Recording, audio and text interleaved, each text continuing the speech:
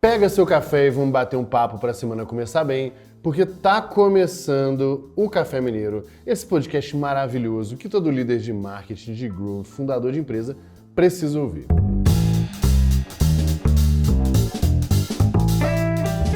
Eu sou Gabriel Costa Mineiro, fundador e CEO do GLA e do Merlin, e hoje, meus amigos, chegamos ao 10º episódio dessa temporada, ou seja, chegamos no fim da primeira temporada, mas relaxa que ano que vem tem mais.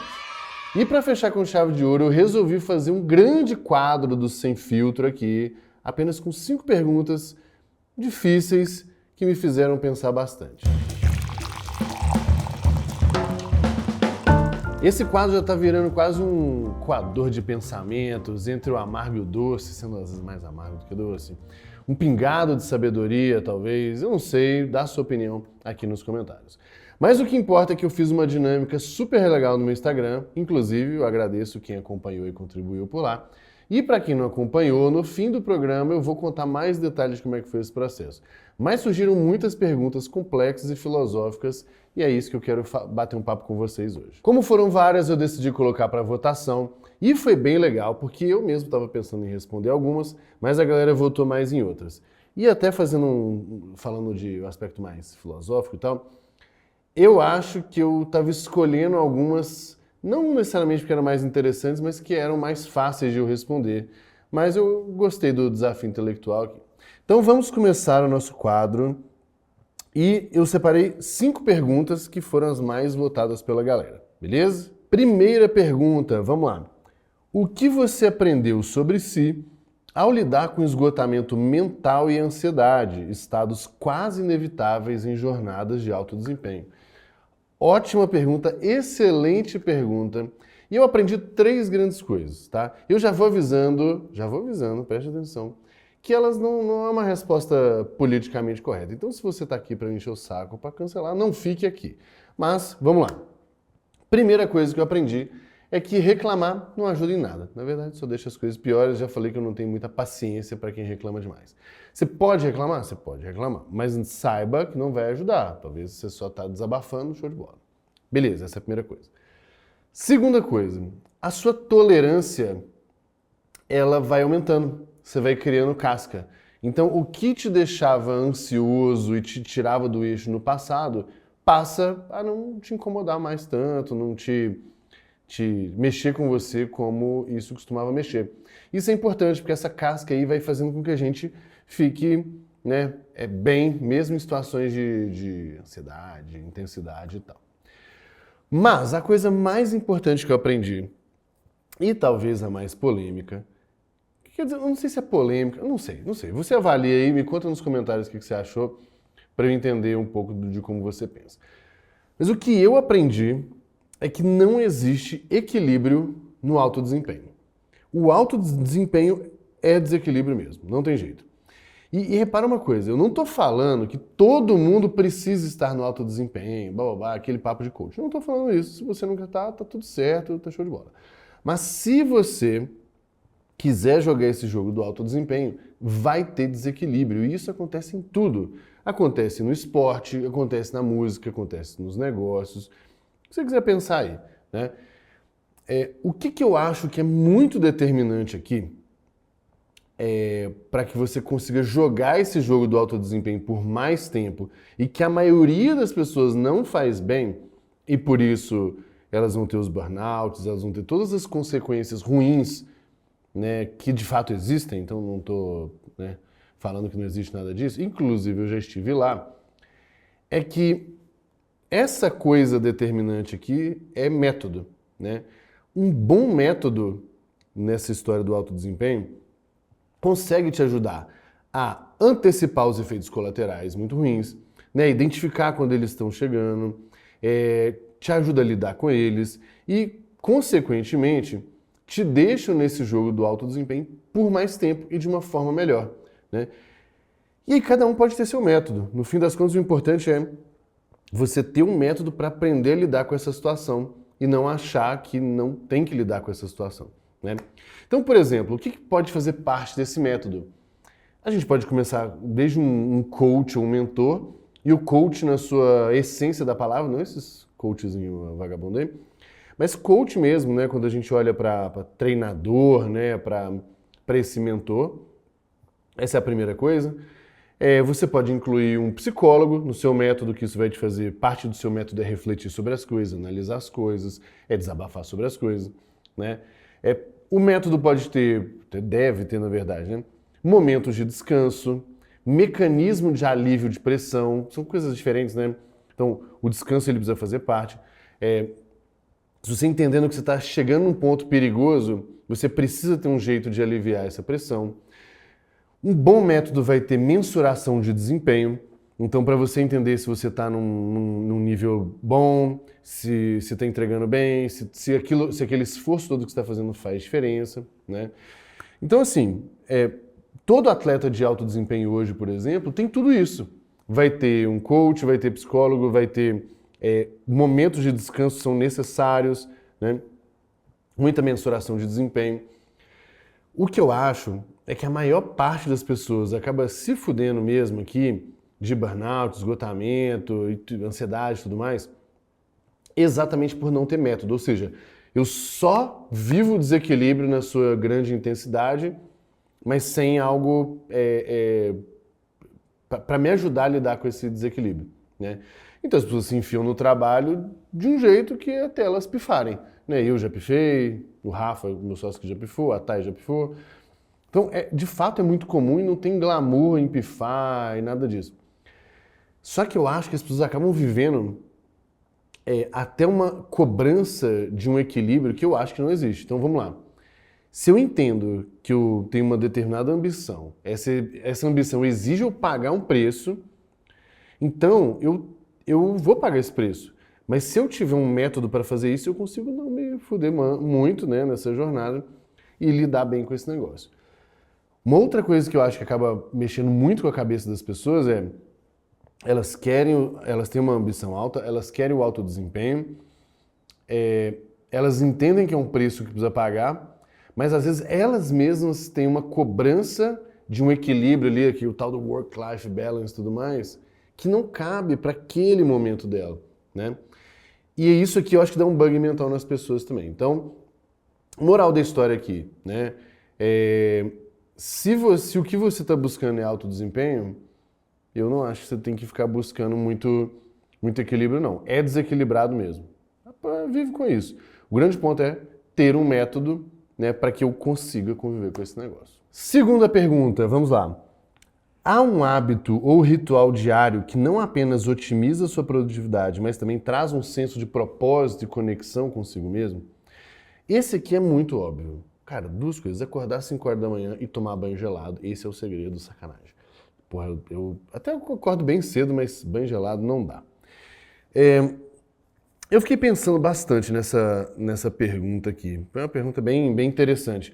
Porque geralmente a gente olha muito sobre essa história aqui, né, de otimização de produtividade, mas ela trouxe aqui também mais um senso de propósito e conexão consigo mesmo. E isso aqui mudou a minha resposta, ter essas coisas aqui, né? E eu acho que existem 3 coisas muito importantes que eu adoraria fazer todo dia, mas não consigo. Mas eu acho que deveria ser a grande meta aqui, tá? A primeira coisa que eu sou chato, deve ter desde 2015, deve fazer 10 anos já.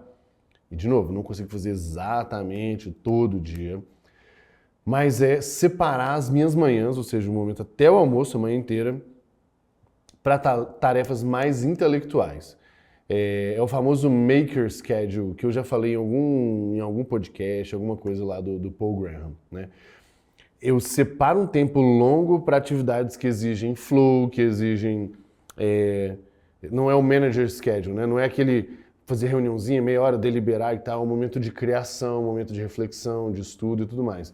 Então, por exemplo, eu vou gravar nesse exato momento aqui, eu estou gravando de manhã, são meio-dia agora. Então eu passei minha manhã revisando as coisas, revisando as perguntas, vendo as perguntas que as pessoas mandaram, barará, e aí cheguei no escritório, preparei aqui pensei, né, porque essas perguntas aqui não eram tão imediatas na minha cabeça, então eu gastei, sei lá, umas 2 horas, sem reunião, sem ficar, sabe, respondendo e-mail, matando task, não. Foram 2 horas de maker's time. Então é uma tarefa mais intelectual. Isso para mim é muito, muito importante.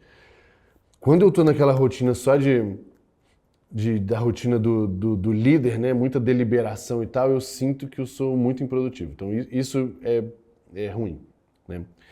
Outra coisa que não é diária, mas que me faz muito bem, é ficar sozinho. Puta merda, esse negócio é muito importante pra mim.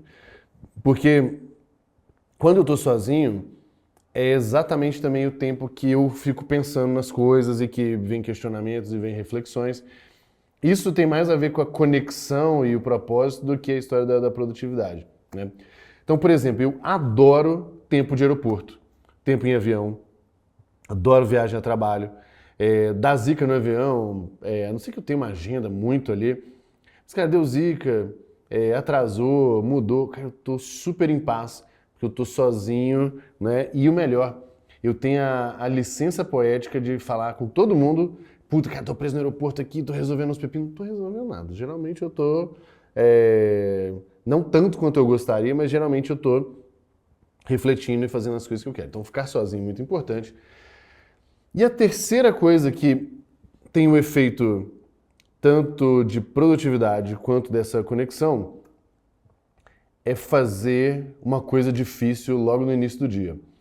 E nesse caso, a maior parte da coisa difícil que eu escolho fazer ou é academia, que é chatíssimo, ou o jiu-jitsu, que aí esse eu gosto mesmo. E aqui, tanto a academia quanto o jiu-jitsu tem 2 efeitos. O jiu-jitsu até mais, um segundo. Que é o efeito físico mesmo, fisiológico, porque eu não vou saber que coisa que acontece no meu corpo quando faz atividade física, eu sei que acontece alguma coisa. Essa é a primeira.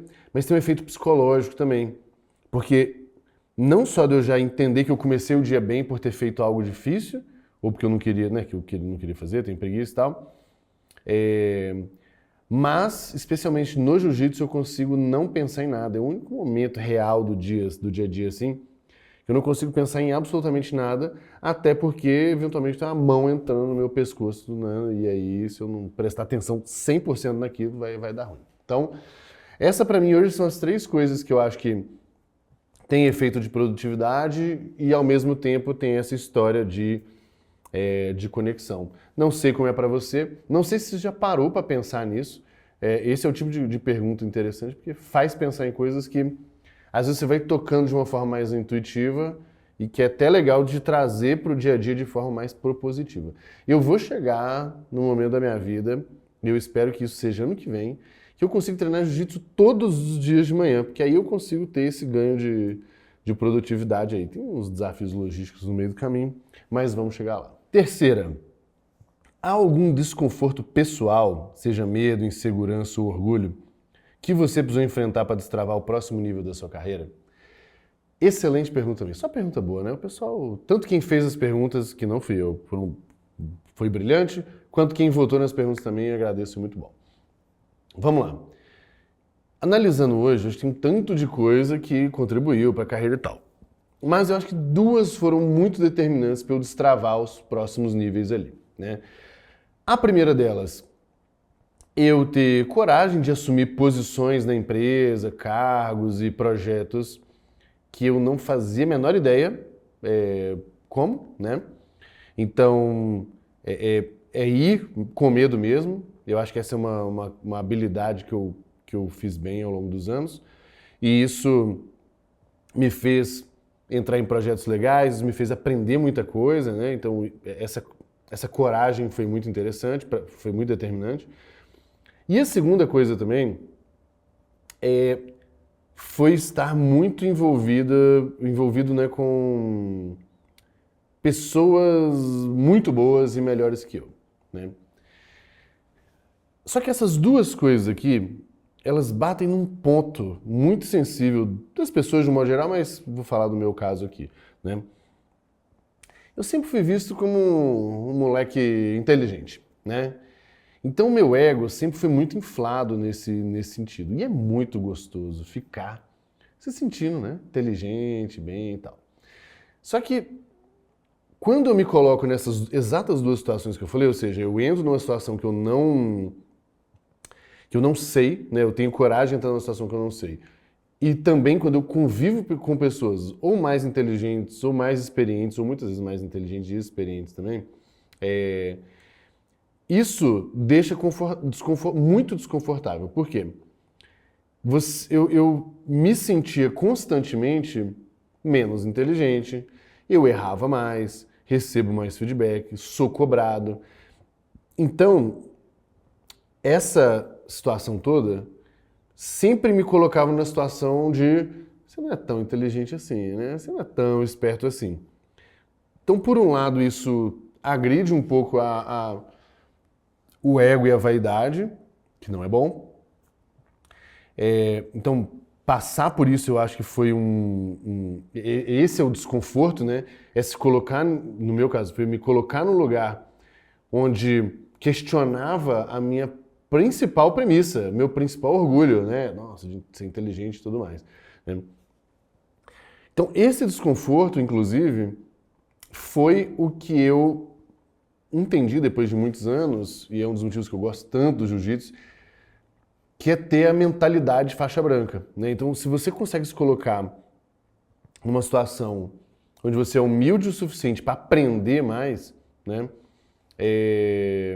Isso, obviamente, faz se desenvolver mais, melhor, mais rápido e tal. E, inclusive, eu tenho hoje muito dessa política de forçar desenvolvimento de todo mundo que trabalha comigo. Muito feedback, todo mundo tem que estudar muito. Quando o negócio está ficando bom, a gente deixa mais difícil. Quando a pessoa está aprendendo bem, bota uma situação que ela não sabe, né, muito bem como lidar. E a gente vai dando pista para as pessoas também correrem aqui, se desenvolverem e tudo mais, né? Inclusive, é por isso que eu fico me colocando em situações de desafio intelectual o tempo inteiro. Porque eu entendo que é o desconforto de ser julgado, o desconforto de errar, de não ser visto, né, como tão inteligente assim, mas ao mesmo tempo eu entendo que é o que me faz crescer, né? Então, gravar conteúdo aqui, expondo as empresas. Ah, mas se a empresa não der certo, você tá falando que o Merlin tá voando, e se o Merlin não der certo? Cara, isso é um puta risco. Nada garante que o Merlin e o GLA vão dar certo. Eles estão dando certo hoje, mas vai saber, né? Compartilhando a jornada, criando conteúdo, falando dos nossos erros, dos nossos acertos. Então, no fim, eu tenho que aprender a lidar com as pessoas que talvez não me achem tudo aquilo que eu acho que eu sou, né? Então, esse para mim é um ponto de mais desconforto, porque toca no ponto que eu fiquei mais confortável a vida inteira. Um último exemplo dentro disso, que acabou acontecendo há pouco tempo, foi quando eu convidei o Edson Rigonati para gravar o 100º episódio do Deep Growth comigo. E a gente não combinou o jogo. O Rigonati, ele é bem esperto, inteligente e sábio, tudo ao mesmo tempo. E toda vez que eu converso com ele, ele me faz umas perguntas que eu não tenho resposta, ele questiona algumas premissas. Então, quando eu chamo ele para fazer isso, eu entendo que eu tenho um nível de exposição ali, as pessoas podem não me achar tão inteligente assim, mas, se ao mesmo tempo eu entendo que é o que me gera aprendizagem, eu acho que é show de bola. Eu sinto que minha cabeça está funcionando. Então é desconfortável por um lado, mas é extremamente prazeroso por outro, quando eu entendo que nessas situações eu consigo me dar bem. Então, acho que vale a pena você avaliar e pensar nessa pergunta aí para você, o que é esse desconforto que talvez esteja te travando. Eu acho que eu consegui resolver bem os meus. Quarta pergunta. Ao revisitar as falhas do passado, você consegue enxergar um padrão de comportamento ou crenças limitantes que antes eram invisíveis? Eu vejo um padrão super claro. Essa eu tenho até a resposta tem mais tempo já. Esse padrão eu já identifiquei tem mais tempo. A maior parte dos meus erros, ou vamos falar assim, das decisões ruins que eu acho que eu tomei, foram por dois grandes motivos. Vaidade e pressa de ganhar dinheiro. A vaidade, eu vou falar na última pergunta. Então vamos falar sobre a pressa de ganhar dinheiro. É óbvio que dá para entender por que alguém tem pressa de ganhar dinheiro. Especialmente quem está numa situação ruim, né? Porque o dinheiro traz felicidade sim. E esse é um papo até para outra hora, tá? Mas essa pressa de ganhar dinheiro acaba te colocando numa situação um pouco perigosa. E o que eu aprendi, não estou falando que é uma verdade absoluta, mas o que eu aprendi ao longo desses anos é que, pelo menos no meu círculo de amigos e de pessoas, né, e das coisas que eu estudo sobre isso, existe esse padrão de riqueza. Aliás, de quem não tinha dinheiro e construiu riqueza, né, e não os herdeiros, né, porque aí o padrão do herdeiro é ter sorte, né, mas tudo bem. Mas o padrão vamos lá, né, não são as pessoas mais inteligentes que ganham mais dinheiro. E existem duas coisas que têm mais correlação com o sucesso financeiro do que a inteligência, aí, como a gente falou. Essas coisas são, a capacidade de tomar risco, e 2, quanto você consegue abrir mão de resultado a curto prazo pelo longo prazo, né? Então, se você tem essa pressa de ganhar dinheiro, você está mirando o resultado a curto prazo. Mas, de novo, pela minha experiência, pelas pessoas, esse dinheiro maior vem no longo prazo, vem quando você está plantando semente há mais tempo, né? E essa pressa de ganhar dinheiro te coloca em situações complicadas, né? Desde, por exemplo, essa fragilidade é, de longe, a coisa mais explorada, né? Mais aproveitada pelos estelionatários, por exemplo, né? Então, a chance, se você está com essa pressa, a chance de você cair em golpe, ou cair em ciladas, ou situações assim, é muito maior. Mas ok, a gente não precisa falar só de golpe, não. Tem situações muito mais triviais no dia a dia, né? Um exemplo, às vezes nessa pressa de ganhar dinheiro, você, cara, faz muitos projetos ao mesmo tempo e fica com essa falsa sensação de progresso, de aumento de chance de dar certo. Toda oportunidade que aparece, você pega, você pula de galho em galho. Muitas vezes você escolhe coisas no curto prazo que não são tão legais no longo prazo assim, né? E quando eu fiquei pensando nessa pergunta, eu fiquei tentando identificar qual foi o momento que minha chave mudou. E eu identifiquei.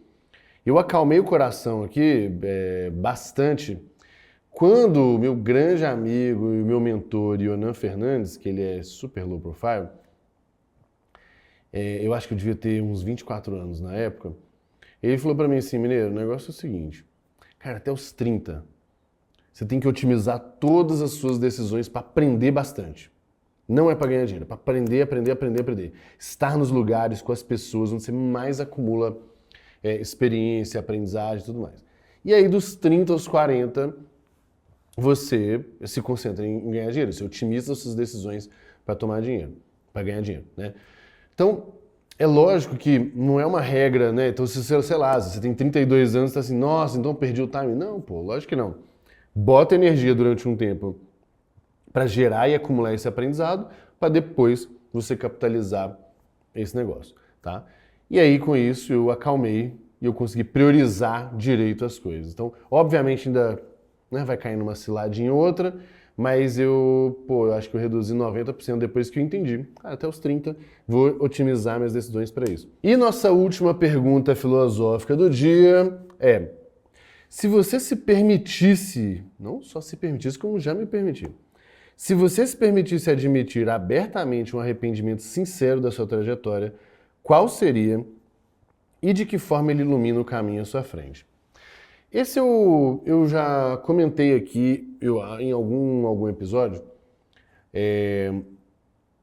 mas eu acho que talvez o meu maior arrependimento sincero ali, nesse sentido, né, de trajetória, jornada e tudo mais, é que eu tomei muita decisão por causa de vaidade. Então, de querer um determinado cargo, ser reconhecido de uma determinada forma e tal. E geralmente essa mentalidade, essa história da vaidade, cara, geralmente te faz gastar com coisas que não são tão importantes assim pra você, te faz perseguir coisas que não são as mais importantes de verdade, e te coloca também em ciladas, em situações meio, sei lá, meio ruins. Eu tive um grande privilégio, que eu acho que eu comecei o Merlin maduro em alguns aspectos já, e esse foi um deles. Então, quando a gente começou o Merlin, eu, o Doug e a Thay, a gente conversou e se alinhou e falamos assim, cara, isso aqui a gente quer que seja um produto bom, que a gente tem orgulho de fazer e que dê muito dinheiro pra gente. Inclusive, a gente definiu nessa primeira reunião qual que era o valor, qual que era a ordem de grandeza que a gente queria colocar no bolso. Se vai dar certo ou não com isso é um outro problema. Mas a gente estabeleceu isso de forma bem clara.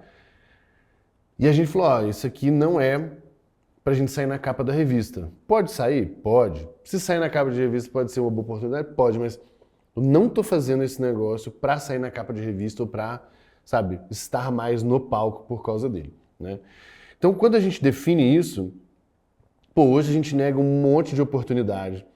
Desde participar de premiação de startup, não sei o quê, até também evitar determinados ambientes que não são tão importantes assim. Cara, eu não posto no meu Instagram um monte de coisa que inflaria meu ego. Eu não quero ser top voice de nada, do LinkedIn, de lugar nenhum. Lógico que eu quero criar conteúdo, lógico que eu quero criar audiência, lógico que eu quero converter essa audiência em cliente. Mas é isso, é meio para esse fim de ganhar muito dinheiro, né? Então, se essas estratégias, de um modo geral, seja de audiência, seja esse podcast e tal, elas me ajudam, elas estão alinhadas com o meu objetivo, show de bola. Mas se aparecer na capa da revista foi importante para essa estratégia da empresa, show de bola. Mas, como objetivo mesmo, a gente o tempo inteiro está sufocando essas iniciativas que quando a gente começa a desviar muito, né? E é interessante porque, para a gente fechar, né? Ano que vem, 2025, eu quero investir em PR para o GLA. Não é pela vaidade, mas eu acho que tem uma questão de posicionamento que a gente precisa fazer, quero fazer, que eu considero importante. Mas aí você pode pensar e falar para mim assim, Mineiro, mas eu acho que essa história de PR aí do GLA é vaidade sim, e você está querendo achar uma desculpa para aparecer mais. Aqui. Tá bom. Você pode achar o que você quiser, você tem direito de achar o que você quiser, e eu tenho o direito de não me importar com o que você acha. Porque, no fim das contas, é sempre um exercício de para que eu estou fazendo isso, se isso é estratégico, se não é e tudo mais. Então, sim, na minha cabeça hoje não é, mas aí cada um acha o que quiser e tá tudo certo. Desde que não me enche o saco, né? Então tá show de bola. E é com essa patadinha light aqui no final que a gente vai terminar a nossa temporada. Eu fico muito feliz, eu fiquei muito feliz mesmo de começar esse projeto, de gravar esse projeto. Foi divertido fazer, de modo geral. Então, muito obrigado a você que está ouvindo, que comenta, que espalha, né? E muito obrigado, principalmente, por acompanhar aqui esses 10 primeiros episódios. E antes que eu me esqueça, não sei o que você achou das perguntas, se você gostou dessas perguntas. Eu fui nessa linha mais filosófica porque foram vários comentários ao longo dos episódios, as pessoas falando disso e tal.